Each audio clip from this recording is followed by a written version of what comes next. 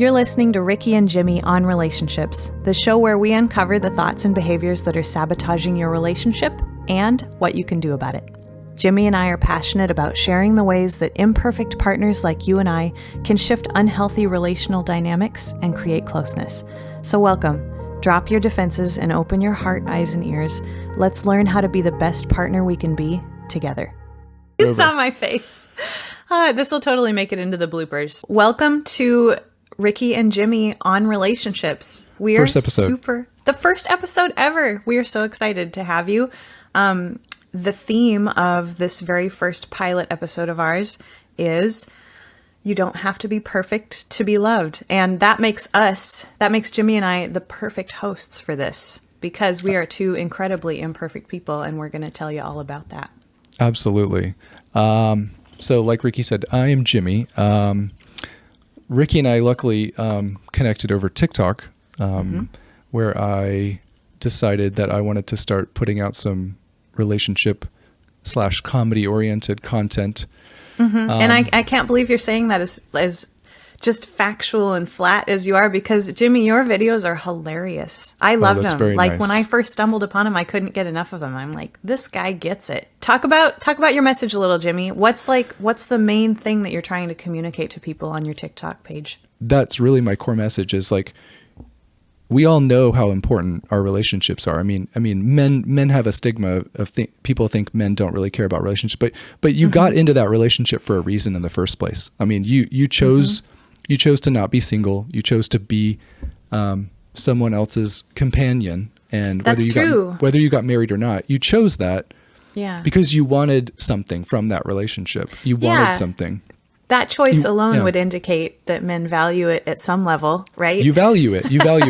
And the problem is that both men and women have a way of taking something that we value, and because of our own insecurities or fears or attachment issues or fear of conflict, whatever it may be, we have a way of subconsciously undermining the things that we value the most. Yes. And I did it. Other people are guilty of it as well. And I just want to bring some sort of awareness and benefit to, like, hey, taking a hard look at the ways that you're doing relationships, the fears that you have that you might not realize, the things that you think that you need that you might not be advocating for, all of that spectrum.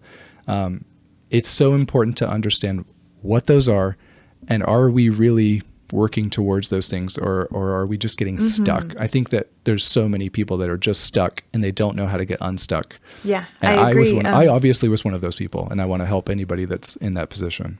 Yeah, I feel exactly the same. That message of self-accountability is one of the things that really drew me to your page in the first place. That's exactly what I'm trying to spread on Instagram, mostly Instagram, TikTok now, that if we don't take a closer look at the way that we ourselves are showing up in our relationship, we'll destroy it no matter how much we care about it. Is this a good seg to launch into my explanation of attachment theory for Absolutely. The listeners who are not familiar with it? Well, before, I just want to make sure that we get a plug for you, because for the people that don't know you, if anyone's coming over from my audience over to yours, Rikki is a self-published author. She's written 2 books are out now: The Anxious Heart's Guide, my copies we have 3 in the mail. Works. She sold over 5,000 copies on the Anxious Heart Guide, and she's also got the Anxious Heart Journal. That's what you're calling it, correct?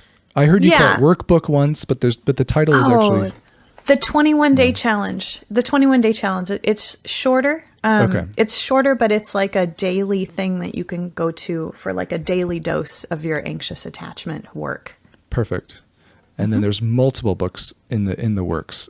Yes, which is I can't stop writing about one this stuff. of the one. I already can't wait to read the second book.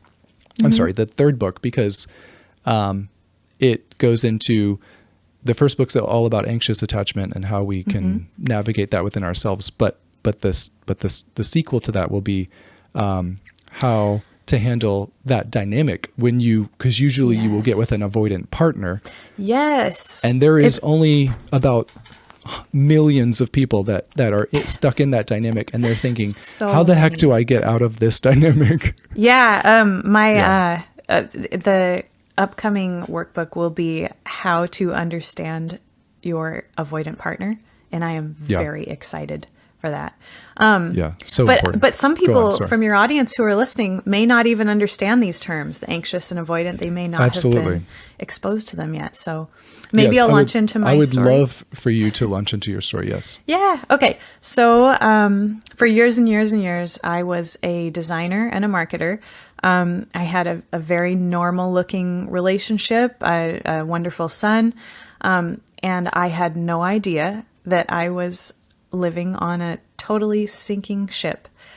We didn't fight, and I was very proud of that fact.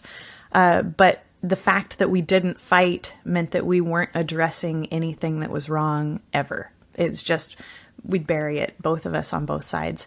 And after about 12 years of that, so much resentment had built up that when it finally came to start having the discussions about things not working, just neither of us had any energy or will to try to overcome it. Couples counseling was a disaster, and we parted amicably, and it was by far the most heartbreaking thing I've ever gone through. I'm a little choked up even thinking about it right now. And that launched. I'm a really big psychology nerd, and all I do is read in my free time. So as soon as that happened, I just started consuming psychology, relationship, communication, every book I could get my hands on that might have given me some explanation for how that had happened. I wanted to know what my part of it was. I wanted to know what my ex-husband's part of it was. And I didn't have anything in my mind about helping anyone yet, because this was just the point where I was like, I feel like I'm drowning, and this is going to happen again if I don't know why it happened. So in that year, I read 60 books on this topic, most of which were about something that I'd stumbled upon called attachment theory. Attachment theory is very hot right now. You see it all over online. But back when I was in the process of my divorce, it wasn't being talked about as much. So it felt like a revelation to me. And when I saw myself in the profile of the anxious attacher, that's the topic that I could not get enough of. And it's kind of led me to be somewhat of an expert. I hate to say that. I hate that term. Of course. But I can only read so many of these books before I'm like, oh my goodness, this is all I want to talk about 24/7. Yeah. Because when you started reading about attachment, the same thing happened to me. Yeah. A light bulb went off that was like, I mean, true light bulb fashion, This where you're is like, it. holy smokes. Yeah. I showed it to my ex-husband and I said, hey, check this out. Does this ring any bells for you? And he pointed and he was like, that's us. That's exactly what happened. Yeah. So, and it can help so much when you start to learn about that dynamic. It's not like, I'm not going to say that it makes your relationship perfect, but it gives you a framework of like, that's a good way to put it. Oh, we're not abnormal, or we're not like, we're also not that unique. Like, and we're not this.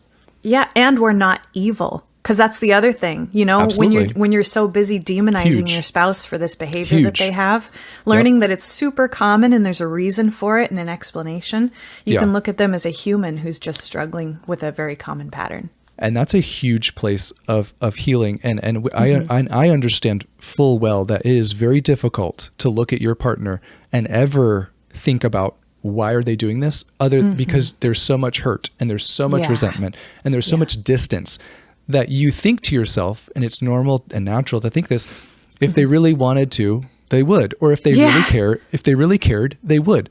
And my least favorite sentence on the internet. I know. You just hit it.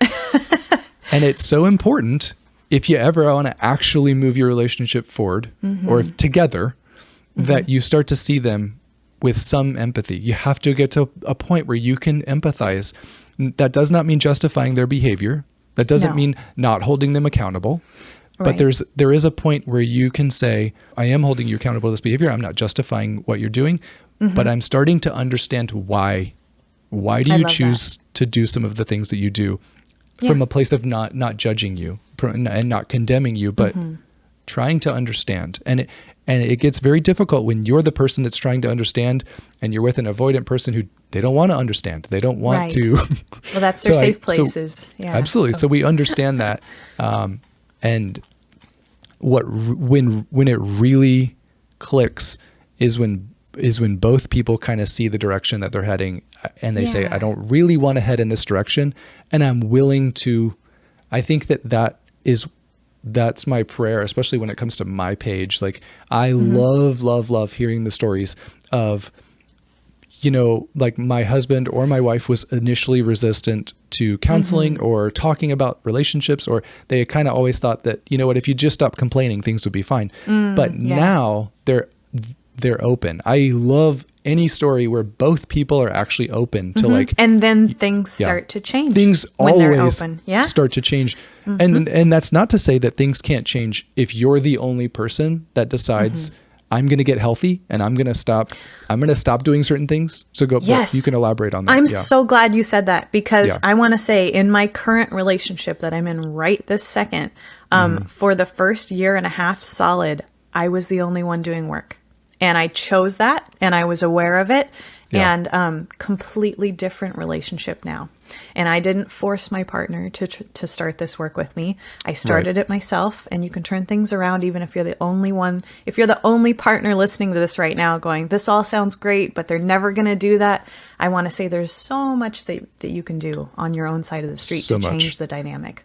I remember you saying in another podcast that you not that I listen to all your podcasts or anything, I'm not that much of a fangirl. You're right. But you said that you were working so hard on yourself and trying to just take accountability for your side of the street and choose to love him in the ways that you felt like he felt loved the most. And eventually he came to the point, I'm not saying everybody will do this, but eventually he came to the point and he said, yes, I got this. I can tell what you're doing and I like it. And I want in on whatever you're doing, because I can tell that you really care about this relationship and you just want a better relationship for us. Yes, it was exactly like that. He said, you're a different person than the person I met in the best way. And I want in whatever you're doing. I want to know how to do that for myself. Yeah. What a beautiful moment. That's what we're trying to get to. So that's what we're trying to get to. And we understand people's frustration of when they're like, yeah, but I'm the only one that's actually doing any change. And it's so frustrating that they're not changing. And I just want to say one thing about changing. When you change yourself, and when you do anything that's moving towards healthy, whatever that may look like, whether that's just, I'm going to start self-reflecting more on why I do the things that I do. I'm going to learn about toxic behaviors that only hurt marriage: contempt, criticism, defensiveness. What's Stonewalling. Stonewalling. I'm going to learn about invalidation. I'm going to learn about what intimacy or love. I'm going to learn about disrespect. I'm going to learn about how to love people. If love languages are your thing, I'm going to learn about their love language, and I'm going to start prioritizing, not because they did anything for me, just because I want to be in a loving relationship with them. So I'm going to go first. I'm going to model this, even with the hurt and the resentment that I have. Or I want to learn about boundaries. I want to learn how to increase my self-respect and my self-worth as a person. I want to learn about people pleasing. And I have a lot of videos, I'm sure you do as well, about how damaging people pleasing can be. It's not at the end of the day, no one is actually pleased when you people please. That's a great way to put it. I've never heard that, but I love you that. will not be pleased. You will feel resentful because you've set up expectations that you're not aware of. They are not going to be pleased because they are probably oblivious to the ways that you serve them. And that's why you feel so unappreciated and neglected. But here's my only point to that. When you start to change those things and you say, I'm going to learn about boundaries, I'm going to learn about how to set healthy boundaries, I'm going to learn about how to communicate my needs, I'm going to learn what my needs even are, your relationship will change. Sometimes it changes for the worse because you start setting healthy boundaries and things fall apart because they don't want to be with somebody who's going to set boundaries around how they can treat you. And I saw a wonderful quote. It was, if someone leaves you when you start setting boundaries and thinking about your self-worth, that's the universe carrying away what isn't meant for you. And you should let it. You should let it. And that's a hard message for people to hear, but it's a good one. It's an important one. I'm glad that you said sometimes it changes for the worse, because when relationships dissolve because of that, sometimes that's the best thing for us. Sometimes. Yeah, I tell people in my videos, and this is a hard truth, and it's not meant to condemn the other person, obviously, but some people abandon their relationships even while they're still in them. Oh, and for sure. Yeah. And that's something that you can't control, because, and we'll get to a lot of that throughout our episodes, is that at the end of the day, you cannot control their behaviors, even though we would like to. Yeah, I think we could do an entire episode on control. I have one more quote that I wanted to piggyback on your quote, because it's so good, and I'm sure I'll butcher it. I think it's by Haley Page McGee. You're probably following her on Instagram. I am fantastic. indeed. Yeah, She's is fantastic.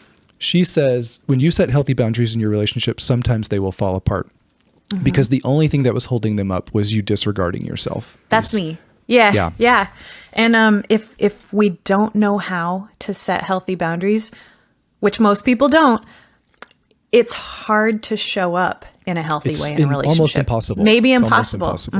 Yeah.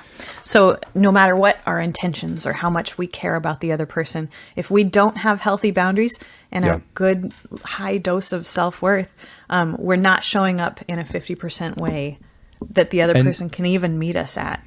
Absolutely. And I want to touch on something, is because when I used to hear the term boundaries, it sounded so disconnecting to me. Okay, same.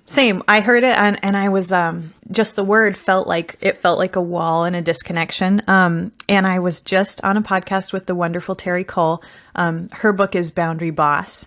And I don't even know how I was able to pick that book up when I was at my worst, because like you said, the word boundaries itself was so terrifying.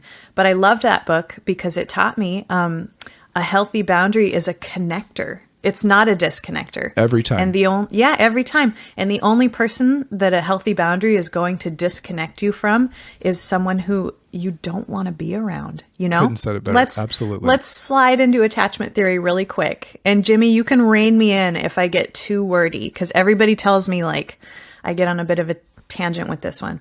Okay, so attachment theory is kind of my specialty. It was developed in 1958 by a guy named John Bowlby. I shouldn't say a guy. He was a very talented researcher. He worked in the child guidance clinic in London, where he treated emotionally disturbed children. And he noticed that an infant's relationship with their caregiver affected how they related in their grown-up relationships. Your relationship with your caregiver as a child forms what's called your internal working model, which is the message that you tell yourself about how relationships are. These might sound like sentences like, the ones that I love are there for me when I need them. That would be a secure attacher. It might sound like, I can't rely on anyone, so I'd better be extra independent and take care of myself. Yes. This would be a common sentence for someone with avoidant attachment. And something that I would think as an anxious attacher would be, I have to watch my loved ones very closely or else they'll disappear on me. Or I have to perform and be the best person that I can, or they will deem me unworthy of sticking around for. So we've got 4 types of attachers. Thank goodness most of the world falls under the label of secure attachment. Well, I'm going to push back on that just for a second. Oh, sure. Please do. Because I'm sure our listeners will agree with me. I hate to say that to you because we all agree with you, but I simply cannot believe that the majority. I know the research says 50% of people are securely attached, but I have to call BS on that just because. Well, can I can elaborate if that would help? Okay. I would love for you to. Yeah. So the study that I was looking at said 66% of people are secure attachers. And I want to throw the caveat out that doesn't mean that they're perfect. And it certainly doesn't mean that they're not going to be making a lot of the same mistakes that we are. That's true. Somebody who falls under the category of secure attacher means that when they took the psychologist's test, most of their answers to the questions were Things like, I am comfortable in my relationship. I can mostly depend on my partner. I Right. trust my partner. And this, like I said, it doesn't mean 100% of the time. It's just mostly. So that would Yeah. give somebody the label of a secure attacher. I think every single person who falls under the label of secure attacher could benefit from all the things that you and I are saying. Yes. It's like Because you no said, matter- just because yeah. you're secure does not mean you are going to have a healthy, successful relationship. I mean, Absolutely. you can And screw it it up just like certainly doesn't- anybody else. Yeah, and it certainly doesn't mean that you're perfect. As a wonderful example, I test secure, and I screw up constantly. I benefit from these tools and lessons that I read all the time. Right. So, I'm sorry, go on. I was really that's all enjoying right. what you were saying. No, that was I a just- wonderful interjection. I just Thank wanted you, to Jimmy. throw in there because I know the audience was thinking, Yeah. There's no way. That can't possibly be true. Yeah. Sure. Yeah, but thankfully, most of the answers are pretty positive about that. So let me see. A secure attacher is someone who, you imagine them a baby in their crib. Their caregivers, or the way that they perceived this, was that their caregivers were very attentive, very reliable, very open to the things that they needed. And the sentences that would go through a secure attacher's mind would be, like I said, I'm comfortable in my relationship. I can depend on my partner. I trust my partner. I feel empathy toward my partner. I am comfortable communicating my needs and being open and honest with my partner. This person will manage their emotions well. They'll notice when they're getting really worked up and upset, and they will do something about that on their own before they take it out on their partner. So let's move on to the smaller percentages, the insecure attachers. I've seen different studies put different amounts of people in this category, but I think it's pretty safe to say that roughly 25 to 30% of the world are insecure attachers. And this would mean that most of their answers are nothing at all like what I just described. You've got almost a completely even divide between anxious preoccupied. Those are the anxious attachers like me. Yep. And dismissive avoidant, which would be everyone that I've ever loved and dated in my entire life. Because these two types Right. find each other and they attract Magnets. like magnets. Yeah, Mhm. for sure. And this is because these two people affirm each other's negative worldviews. So here are the negative worldviews of the dismissive avoidant. And if you're coming to this podcast from my Instagram page, this is probably going to sound like your partner or the people that you've pursued. Their worldview sounds like people want more from me than I can provide. I'm not comfortable communicating the things that I need. I must remain cool and calm and in control all the time. I have to hide my strong emotions. I take charge in a crisis because no one else will. These people likely had emotionally unavailable parents, so this was modeled for them. This isn't a way that they enjoy being. I want to throw that out before I even go on to anything else, because this attachment style gets demonized a ton. In All the fact, time. yeah, most of the time I see this conflated with narcissism, and it could Very not be much more. so. It could not be farther from the truth. Absolutely not true. And you And did let a me- really good post. I was actually going to hope to circle thank back you. on that because you talked about the differences in narcissism and avoidant Yes, attachment. yes. And if you have Let me- if you have that, that'd do. be great to share. Let me yeah. drop that on everyone right now. The biggest difference between a narcissist and an avoidant is intent. If you're a narcissist, you're doing these things on purpose. You're controlling someone on purpose. You're discarding them on purpose. An avoidant attacher is not doing these things out of malice. This is someone who deeply, deeply wants love and is afraid of it. They don't know how to approach it. They don't trust it. Absolutely. Mm-hmm. Most people don't think that they want love per se. A lot of anxious. They might think a lot that of- too. Yeah, a lot of anxious people would think of if their partner's avoidant, they would say, "Why did you even get in this relationship?" Or, Yeah, you don't even want to be here. You don't want to be here. They do They want do to be wanna here. be there. They don't know how. They don't know how to show up, and that's not exactly. to excuse their behavior. That's not. It is not. Their to- behavior no. is very real. It's very hurtful, But intent, I think, is really important. It's really important. Before we make someone out to be a demon, we need to look at what their heart wants and what they're capable of doing or not. Yeah. And just to add to your list, because just of my own experience, we all have a tendency to do this, but especially avoidance. They're extremely sensitive to criticism. Oh my goodness, so much. Yes, and that's one of the primary traits. And that's why even and part of the anxious avoidance cycle trap that we can get stuck in is even you bringing up a desire or a need. Yeah, that triggers them because they essentially feel like you're essentially calling them a failure. Sure, saying, it touches on their self-worth. You're a failure. It touches on their self-worth. It touches on their shame.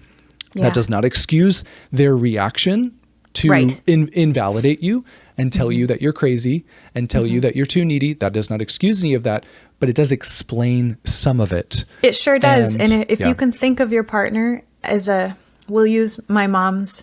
My mom said that whenever anyone was awful to her or unpleasant, she would get her shrink ray out and she would shrink them into a tiny child and she would ask herself, what happened to them that makes them react that way? I love that. I use my mom's shrink ray constantly. So when your partner is being defensive, when you're bringing up a need, especially if your partner is an avoidant attacher, I want you to grab my mom's shrink ray and shrink them to a little tiny child who they're not hearing, I need more hugs from you. They're hearing, you're not good enough. And that's all they're hearing. And imagine them being a child hearing that they're not good enough. Yes. Yeah, absolutely. Well, let's talk more about what the anxious worldview is. So an anxious attacher, their worldview, these are sentences in your mind that would sound like, no one can ever get as close to me as I need them to. My emotions are difficult for me to control. Communication is not something that I'm comfortable with or good at. Even though they think that they're communicating a lot, they're usually communicating in hurtful, accusatory, demanding ways. They would say, let's see, they may be unpredictable and moody because they're riding the wave of their emotions. And let me see, they might also think people are out to hurt me. But I can prove them wrong if I'm really, really good. And it's almost, I know the anxious attachers don't want to hear this, but we can be as hurtful as avoidance. It's critically important that we recognize that anxious attachment can do the same amount of damage as avoidant attachment can. And I know that's a controversial thing for me to say, because the avoidant attachment seems so obviously hurtful. But anxious attachment is hurtful in ways that are less obvious, but just as damaging. Yeah, it's a form of self-betrayal in a way. It is, for sure. And and as I said before, it's unintentionally manipulative, and that can hurt our partners as well. Yeah, that's so important. We could probably elaborate on that more, just because we don't normally view that as being manipulative. Yeah, I was shocked when I read that, because I thought I am the most giving, least manipulative person I know.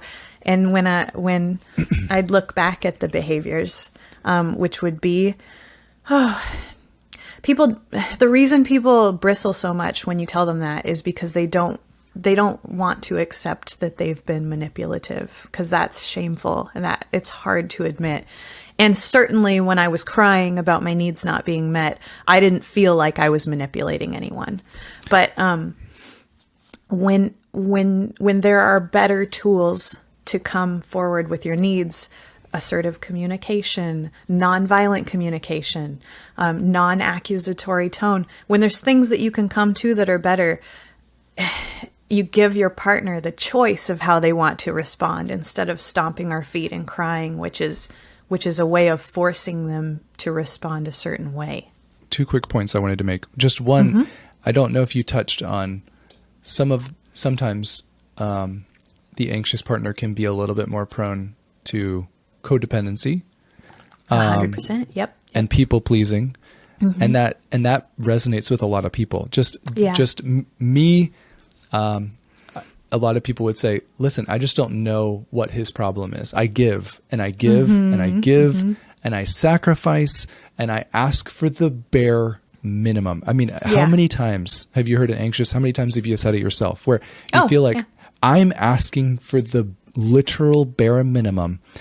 I've put the bar on the floor. I just rolled it on the floor and then they tripped over it. And that's every anxious that's every anxious avoidant trap cycle that I've ever heard is all of them. Yeah, there's all of them.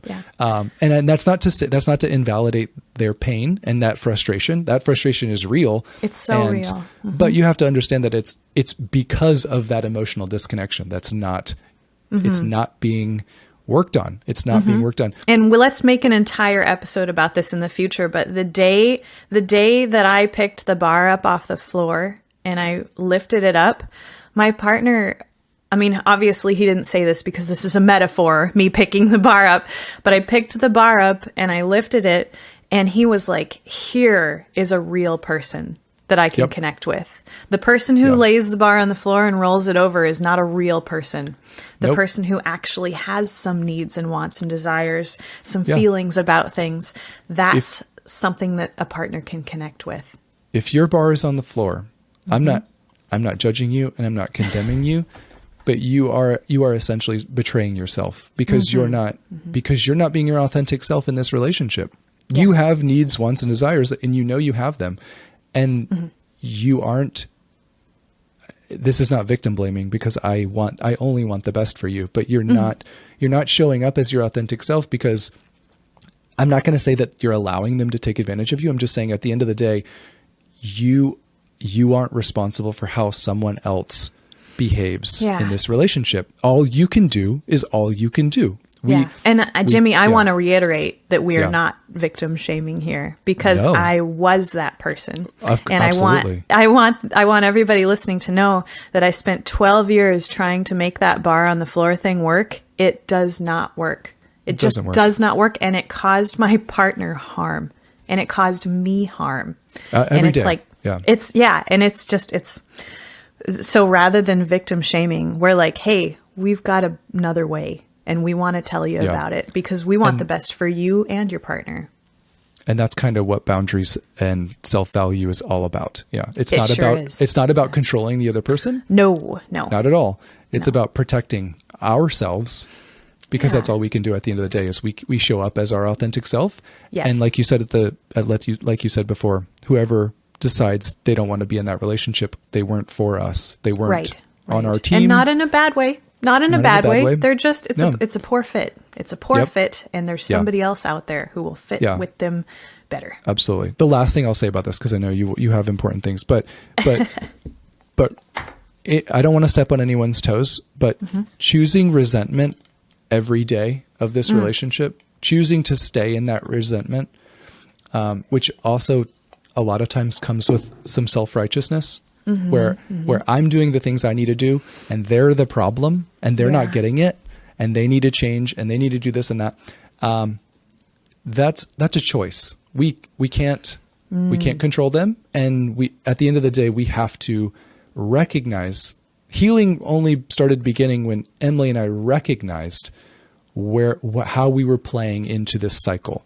And we'll get into that, more when as we talk about attachment theory throughout all these episodes. But really at the end of the day, it's all about looking at how we're both contributing to this cycle.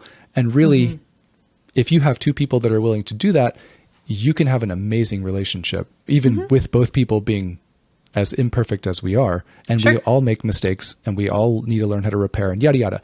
When you don't have two people that are willing to do that, most relationships are going to break down because one person doesn't want to take accountability. No, I'd agree with that. And I know that seems to counter the thing that I said early on, where if you're the one listening and you're the only one working, there is so much that you can do to change things. But if you're working with somebody who does not seem moved by your work, years later is still not motivated to you know what, this looks like something that I want to like not just salvage but make thrive. If they aren't saying things like that years into your work, sometimes it's a better thing to choose to leave and find somebody who is. Sometimes it is. And that's a difficult, it's a very obviously difficult that's difficult. thing.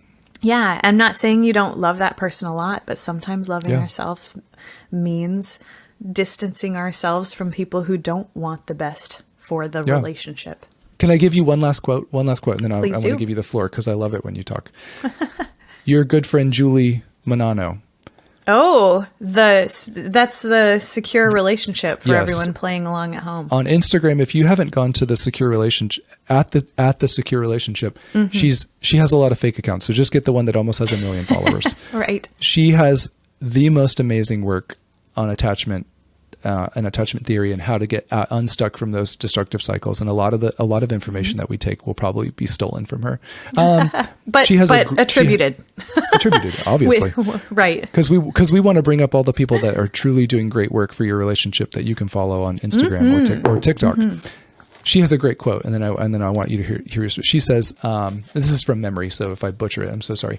She says, "It takes two for a relationship to thrive, but it only takes one to change your relationship, and a changed relationship is so much more likely to thrive." Beautiful. That's exactly it. There, she said it better than I can.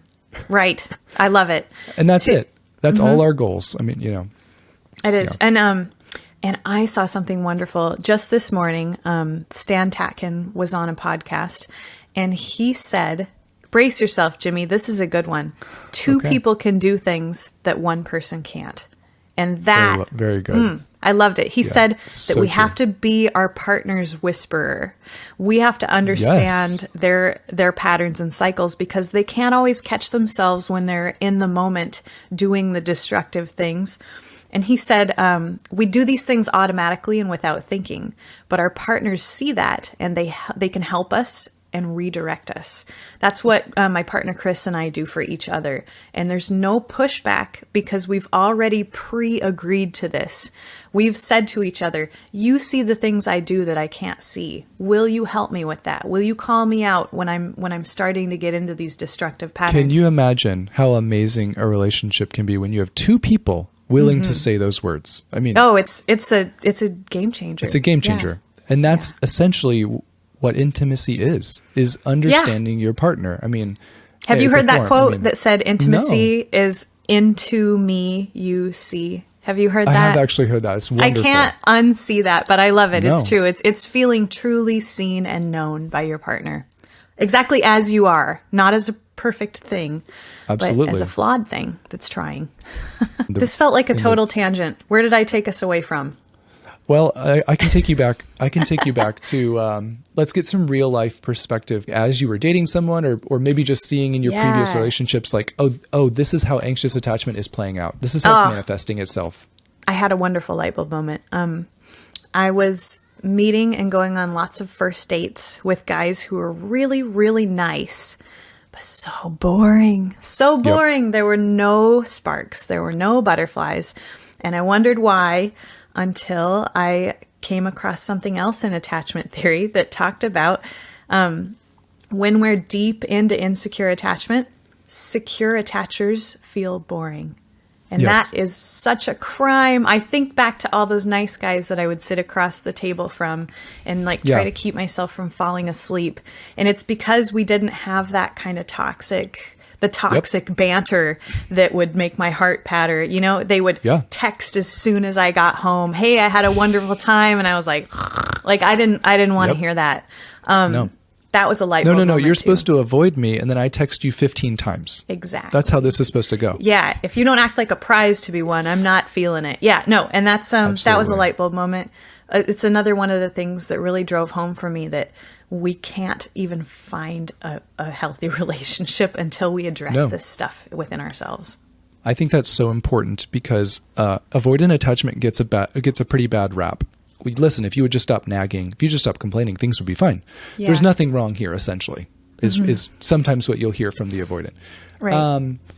But what I wanted to say was, here's what's wrong with, and obviously anxious attachment exists on a spectrum. There's mild to severe, obviously. And all attachment exists on a spectrum. All attachment, that's right. And hopefully we'll go into that more as the sure we will. Episodes go on. But what I wanted to say was especially with anxious attachment, you do not trust the love that the love that you will get. You don't actually trust it, because that's part of the problem. Right. So you think that you're showing up, you think that you're doing this work, but at the end of the day, even if you were with someone who was securely attached, if you have an actual anxious attachment, you will not trust that relationship. You nailed it. Yeah. You nailed it. And that's dangerous, obviously. Yeah, they call that in the literature raising the bar.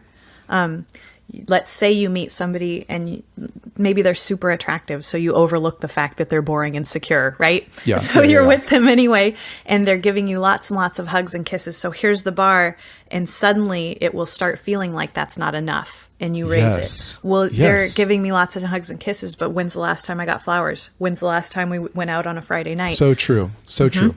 So we will sabotage relationships with the secure attachers as well if we don't go over this stuff.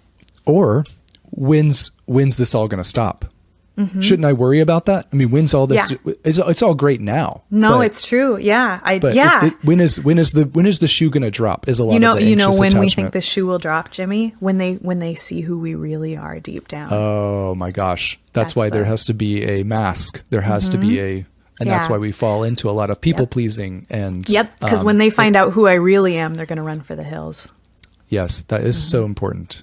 That is so important to know. So yeah, that's not to demonize anxious attachment either. It's just to get us all on the same page that when you truly have an insecure attachment, you don't trust closeness. You don't trust it. That's the perfect way to describe it. Yeah, insecure attachers don't trust closeness. Yeah. So we shouldn't demonize avoidant attachment because anxious attachments do the same thing, just in a different manifestation.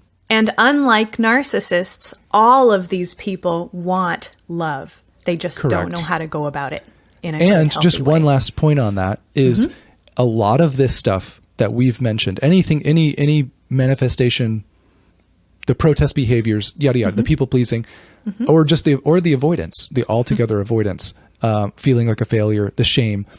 We have to reiterate that a lot of this is subconscious. Oh, maybe most. Maybe most. Yeah. And that's what's so difficult about this is we're essentially telling people you have an issue that you're not even aware of. Right. That's being driven by unconscious forces. Man, that's scary. Yes. But this is a fantastic place to go from that and end on this. There's so much we can do about it. Oh, Jimmy and I are living proof, not as perfect partners, but as people who've come back from really severe issues and created beautiful relationships that we enjoy being in, despite the ongoing, very normal issues, everyday things that pop up. Absolutely. Maybe we can end on, because you have a wonderful story that I heard you say somewhere else. Thank you for remembering all my stories when I don't, though. That's very helpful. Yeah. Let me just remind you of all the things that you said. Yeah. So I know with Emily and I, when we truly started learning about vulnerability and intimacy and healthy conflict resolution, I mean, good Lord, healthy conflict resolution is a game changer, obviously, because that's unresolved conflict with resentment. I mean, it's just a recipe for disaster. Yeah, and it sinks ships.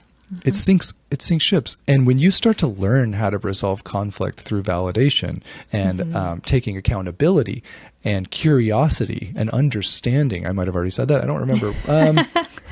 But all those things are so important, and they work together. And with empathy and actual intimacy, it changes everything in your relationship, because when you repair and reconnect, there's just this sense of, I can let my guard down. I can breathe. I don't have to protest. I don't have to criticize, and I don't have to run away. And it builds self-esteem. It makes us feel lovable when we're able to find these tools and bring them. That feeling of unlovability starts to diminish.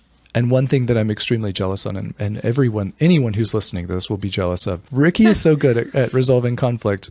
I'll give you some praise, even though I know you'll push back, but they've done such a good job at repairing and reconnecting that when they have conflict, there's almost a 99% chance that it's going to end with things being better than they were before. Yeah. Jimmy, I look forward to conflicts with my partner. Yeah. Like, how weird is that? Yes. Like, and that's something that we'll touch on in later episodes, but I'd love for you to elaborate on that and how important it is to realize that conflict is normal and natural in a relationship, but it's how we handle it that makes all the difference. Yeah. It's, as an anxious attacher, I still have as a secure, leaning anxious attacher, I still have the tendency to try to bury things when I feel upset, because that's one of the ways that I could be perceived as hard to love. But now my partner, Chris, he sees when I start to shut down and bury something, and he'll stand right in front of me and be like, "You're doing the thing. Come here, sit down, and tell me what's going on." And it's like, and that's the place, and it's not comfortable. Is there anything more beautiful than that, you know? It's super beautiful. I just want to give him a big kiss right there, even though I still don't want to talk about the thing that's bothering me, because it's hard and scary. But I really just having someone see when you're struggling. And honestly, I do the same for him. He'll sometimes, as a secure, leaning, avoidant person, he'll head for the door sometimes when he gets frustrated. His tendency when, if I have something to bring up, I'll kind of clam up and shut down. But if he feels frustrated by the situation, he starts to head for the door. And I'll say, "Hey, you're doing the thing. You're doing the thing where, like, what can I do in this moment to make you feel like it's safe to come talk to me about this?" Yeah. And he knows now. In Sue Johnson's book, Hold Me Tight, that she talks a lot about that, about that dance, that getting out of that destructive dance that we could all get into, whatever our destructive habit is. It's so important that we recognize it, and that our partner recognizes what dynamics are going on when we get stuck in this, and to say, "Hey, we're doing the thing again. You know, we're doing that thing again." And that leads to everybody taking a reset and then trying to reconnect and repair in all of the different ways that that mature, healthy, secure people do. And I don't want everybody to think that the second we say, "Hey, we're doing the thing again," it's suddenly rainbows and butterflies. Right. Sometimes it's still tense and uncomfortable. Sometimes we have to say, "Hey, we're doing the thing." And I think we both need to take like an hour just to like go to our own spaces and think about what's going on, and then come back. Sometimes and that's so we need important. A break. That's so important that you said that, because a lot of anxious attachers, we want to close that distance now. Want it now. Right. I had to learn to sit with it. It was hard. Part of being healthy and mature is learning to sit with it and self-regulate and self-reflect and give them the space that they need. Yeah. And I always, on my page, I always like to throw out a how-to, not just a here's what you should do, but here's a how-to. Absolutely. And one of the best ways that I was able to give him that hour break that he needs between uncomfortable conversations is when I would tell him, "What time are you going to be back?" That's all I need. I need a time. Yeah, I said, "You can take 4 hours if you want. As long as I have a timestamp that you will be back, then I can handle it." Any avoidant that's listening to this, it's probably one guy, Frank. To this. Frank, if you're listening, give her a time. That's all we need. I just need the time. Reassurance is so important to your anxious spouse. Anytime you say we need to separate, this conflict is too much, or which is perfectly normal. If your conflict it's healthy even. So healthy. If your conflict is getting escalated and you feel like things are just getting out of control, one person has to have the maturity to say, "We got to stop, and we got to take a break," and that's okay. And you know what? But the most important thing is when that person takes the break, I would love for the avoidant to initiate and say, this still matters to me. Yes, that's a good sentence. Yeah. And I want to come back. Can we come back to this in an hour, in 2 hours? Tomorrow, that's perfectly fine. There's no problem with saying I need a night. But and here, Frank, as long as he hasn't turned us off, if he's still listening, another very helpful sentence is, "This matters to me, and I know it will be difficult for you while I'm gone, but I'm coming back."